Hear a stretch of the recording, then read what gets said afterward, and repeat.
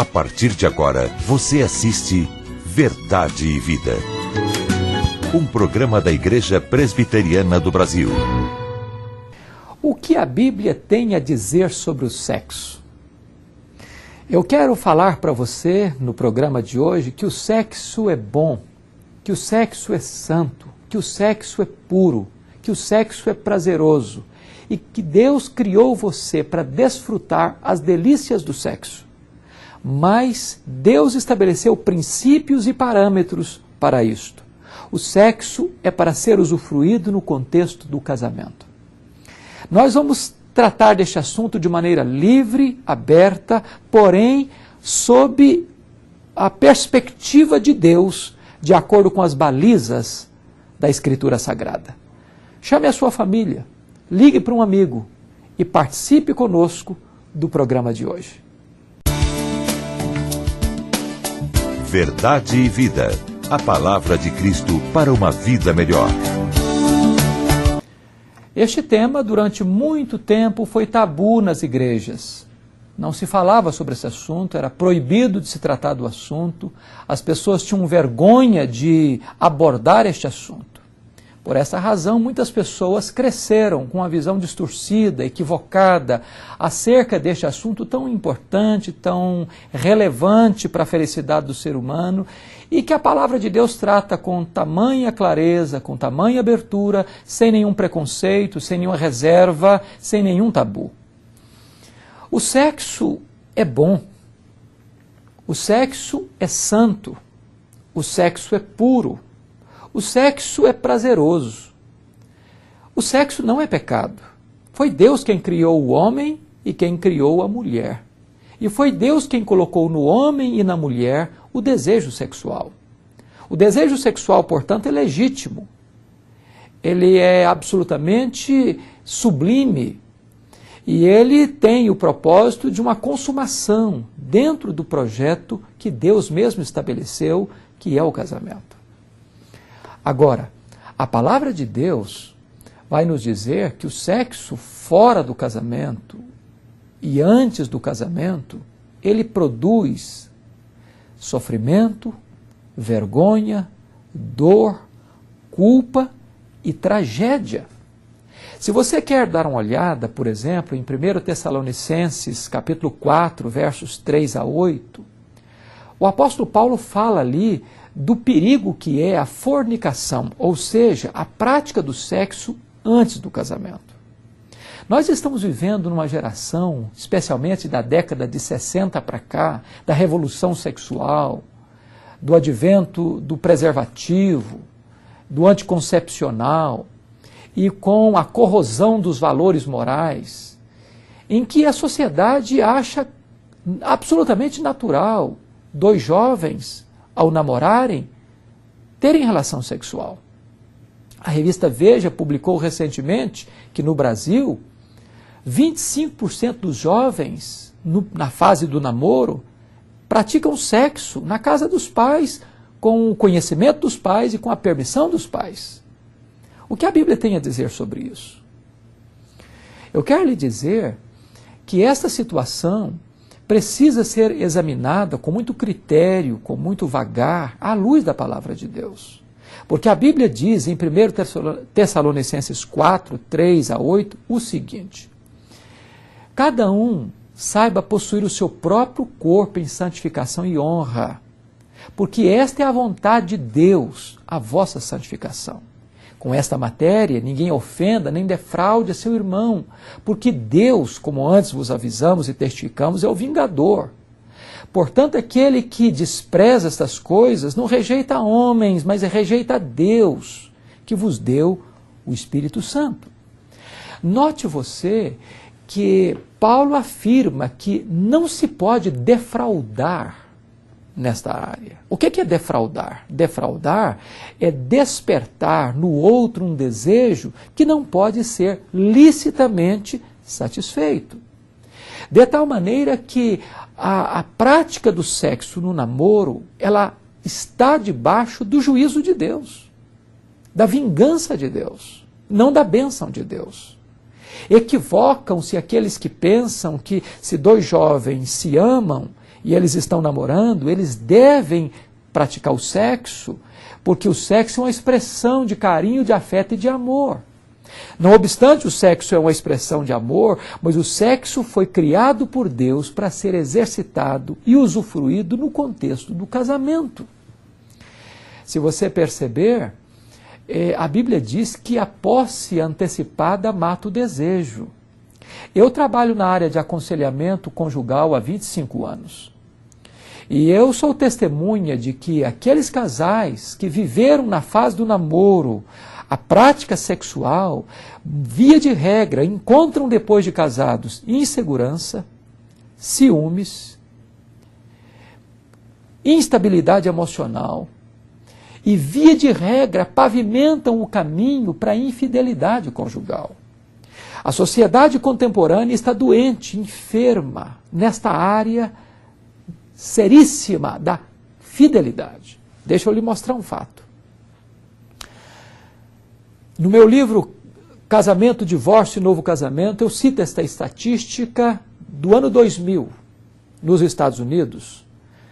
Pesquisou-se e chegou à conclusão de que 75% dos homens e 63% das mulheres já foram infiéis ao seu cônjuge até a idade dos 40 anos. Isso é um colapso. Essa é uma crise que põe abaixo a estrutura familiar.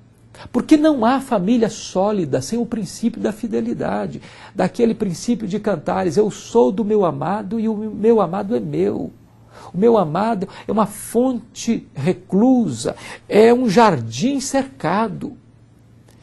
E por que a infidelidade está tão galopante hoje? Porque esse princípio foi quebrado lá no namoro. A Bíblia é sábia quando diz, por isso deixa o homem seu pai e sua mãe, se une à sua mulher, tornando-se os dois uma só carne. Antes de homem e mulher se unir para formar e para se tornar uma só carne, é preciso deixar pai e mãe. E deixar pai e mãe aqui é a legalização do casamento. É o casamento legal, jurídico, diante das leis constituídas do país. Por isso, se nós queremos uma família bem-aventurada, nós temos que lançar esses alicerces agora, tendo muito cuidado com o namoro. O namoro tem que ser santo, o namoro tem que ser puro, o namoro tem que ser respeitoso. Deixa eu lhe dizer, jovem, se um rapaz cobrar de você amor e prova de amor, querendo que você vá para a cama com ele, esse rapaz, na verdade, é um aproveitador. Isso não é prova de amor. A primeira marca do amor, à luz da palavra de Deus, o amor é paciente, o amor é benigno, o amor não busca os seus próprios interesses, o amor não se conduz inconvenientemente.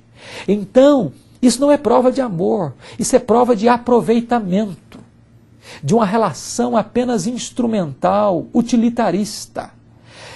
E mais ainda, se você entrar por esse caminho, você estará debaixo do juízo de Deus e não da bênção de Deus. Mas note mais uma coisa, o sexo fora do casamento, agora não é fornicação, agora é adultério. E Provérbios, capítulo 6, verso 32 diz, aquele que adultera com a mulher está fora de si. Só quem quer arruinar-se é que pratica tal coisa. Veja você quantos lares desfeitos por causa do adultério, quantos filhos machucados por causa do adultério, quantos divórcios traumáticos por causa do adultério, quantos assassinatos passionais por causa do adultério. O adultério é um caminho de morte, diz a Bíblia.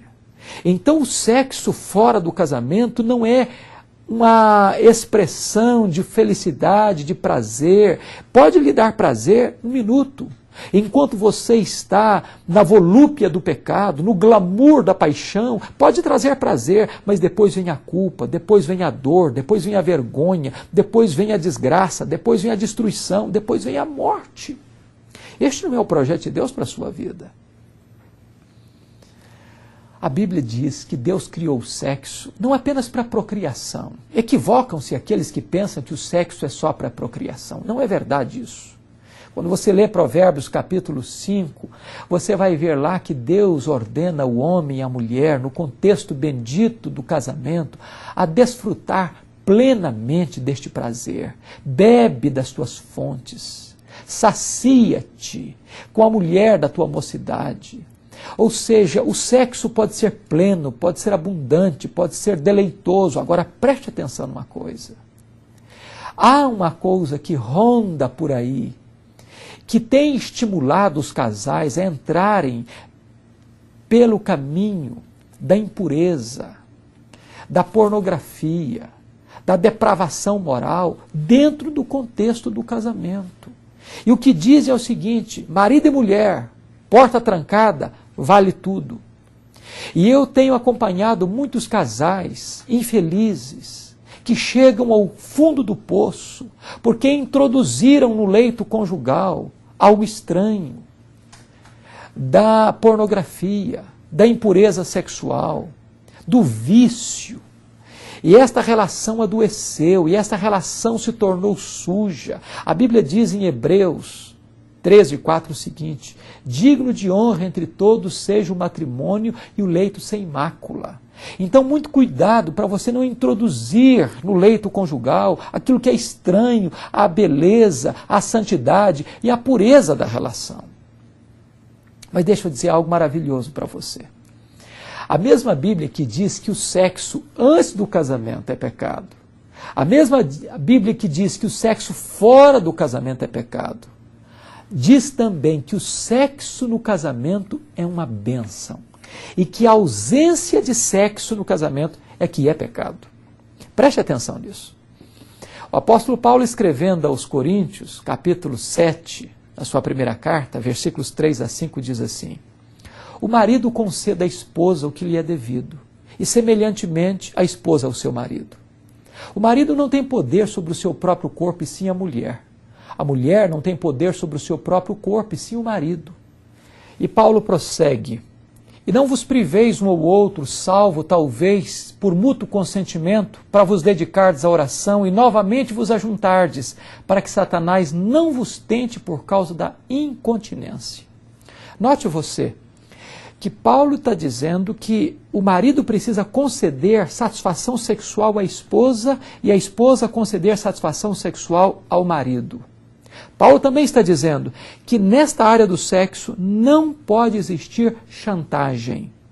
Ou seja, o marido não tem poder sobre o seu corpo, a mulher não tem poder sobre o seu corpo, ou seja, a finalidade e o propósito de Deus no casamento é que o marido atenda às necessidades da esposa e a esposa atenda às necessidades do marido.